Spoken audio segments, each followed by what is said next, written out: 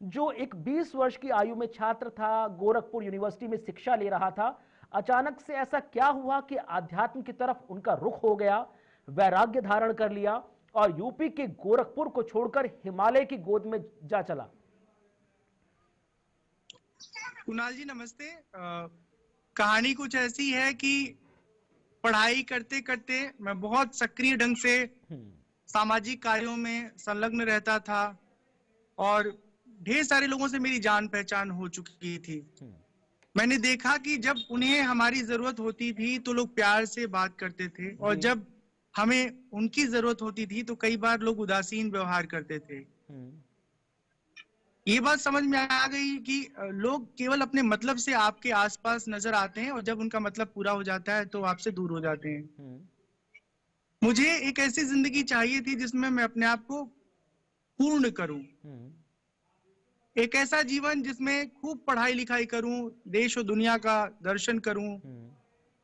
मेरे एक मित्र हैं मनोज शर्मा जी, जो हमसे उम्र में करीब 15 वर्ष बड़े हैं। हम्म। उन्होंने कहा कि तुम्हें नौकरी नहीं करना है, तुम्हें पैसा नहीं कमाना है, तुम जिस तरह से जीवन जीने की ख्वाहिश रखते हो जी। बेहतर होगा तुम साधु जीवन चुन लो। हम्म।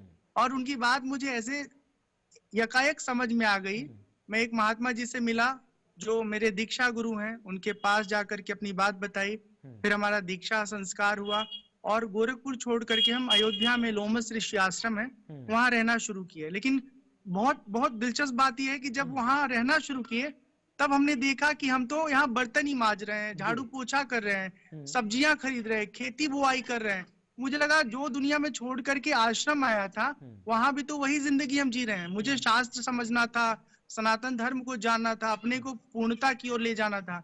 फिर मैंने वो स्थान छोड़ करके गुरुकुल की ओर अपना रुख किया हम्म। और गुरुकुल में रह करके करीब 7 वर्ष तक हमने वेद, उपनिषद, भगवत गीता, रामायण खूब अच्छे से अध्ययन किया, वो भी परंपरागत तरीके से आचार्य के सन्निधि में रह के। हम्म। ये जो गुरुकुल काल है मेरा वो हम्म। अद्भुत है, क्योंकि मुझे लगता है मेरे जीवन का दो हिस्सा है। एक हिस्सा जो सामाजिक रूप में रहा, हम्म। विश्वविद्यालय में पढ़ना, इंटर हम्म। कॉलेज में पढ़ना, एनसीसी कैडेट के तौर पे काम हम्म। करना, सामाजिक सेवक के तौर पे हम्म। काम करना, और फिर ये सब अनुभव लेकर के गुरुकुल का जीवन जो मेरा हम्म। मुझे अनुभव दिया, तो हम्म। दोनों का एक अच्छा संतुलन बना। हम्म। फिर हमारी पढ़ाई लिखाई पूरी हुई और मुझे रहने का जो सबसे प्रिय स्थान लगा वो हम्म। हिमालय क्षेत्र। हम्म। तो 1 साल तो हमने देश भर में भ्रमण किया, स्थान ढूंढा। हम्म। ढूंढते ढूंढते जब हम हिमाचल के कांगड़ा जिले में बैजनाथ नामक स्थान पे पहुंचे हम्म।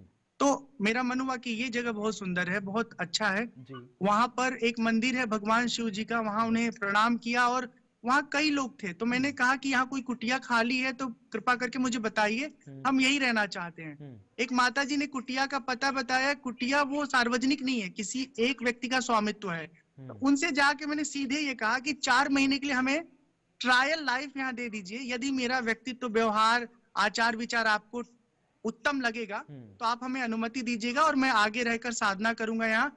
और साथ ही साथ मेरा जो यहाँ रहने का अनुभव है उसमें आसपास का परिवेश, लोगों का व्यवहार ठीक लगेगा हम्म। तो हम रहने का निर्णय करेंगे। और हम्म। फिर इस तरह से शुरू हुआ वो ट्रायल लाइफ। हम्म। धीरे धीरे धीरे धीरे 7 हम्म। वर्ष करीब बीत चुके हैं। हम्म। 2017 से लेके 2025 हम्म। हो गया मैं वहीं रहता हूँ और हम्म। समय समय पर देश और अलग अलग क्षेत्रों में जा जाके हम्म। कथा प्रवचन, भागवत कथा, राम कथा सुनाते हैं। ठीक है। अब बड़ा सवाल यह आता है कि जब हम किसी साधु संत या सन्यासी या वैरागी की भूमिका को आंखों में बनाते हैं तो उनके पीठ पर हाथ का बना हुआ बैग नजर आता है, लेकिन आपकी पीठ पर मैक बुक नजर आती है। उनके छाती पर रुद्राक्ष की माला नजर आती है, लेकिन आपके यहां पर कॉर्डलेस माइक नजर आता है। उनके एक हाथ में त्रिशूल होता है तो आपके एक हाथ में ट्राइपॉड होता है। उनके एक हाथ में गंगा जल से भरा कमंडल होता है तो आपके दूसरे हाथ में आईफोन होता है। अब ये जो ट्रांसफॉर्मेशन है, इसे आप किस तरह से तमाम दर्शकों को समझाने का प्रयास करेंगे? स्वामी रामशंकर महाराज से डिजिटल बाबा का यह सफर कितना अलौकिक रहा, कितना अद्भुत रहा, कितना रोचक रहा? मेरी जब सारी आध्यात्मिक पढ़ाई पूरी हुई हम्म। उसके बाद हमने देखा कि मुझे युवाओं के साथ जुड़ना चाहिए, हम्म। संवाद करना चाहिए। और जो परंपरागत कथा प्रवचन के वातावरण होते हैं, हम्म। स्थल होते हैं, वहां युवा पीढ़ी कम संख्या में उपलब्ध होते हैं। जी।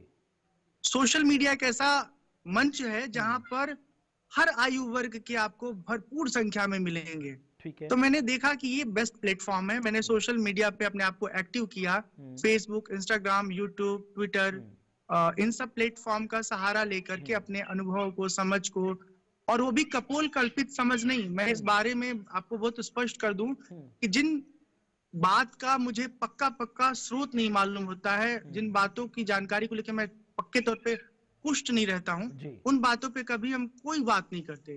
तो जो मेरे जीवन में शास्त्रीय ढंग से, आचार्य परंपरागत से, शास्त्र सम्मत ढंग से अध्ययन राशि है, अनुभव है, उन बातों का हम वहां पर चर्चा, विचार विमर्श करते रहे।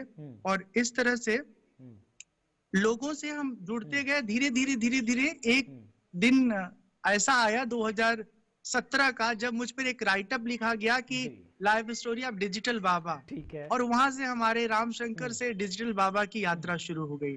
कुणाल जी, मैं बताऊं, चाहे वो एडिटिंग हो या शूट करना हो या टेक्निकल और गैजेट्स और डिजिटल का जो एक कॉम्बिनेशन है अपने इस कार्य को बढ़ाने में, इसके लिए मैं कभी किसी दूसरे का सहारा नहीं लिया।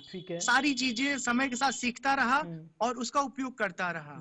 आज भी मेरे सोशल अकाउंट को मैं खुद मैनेज करता हूँ।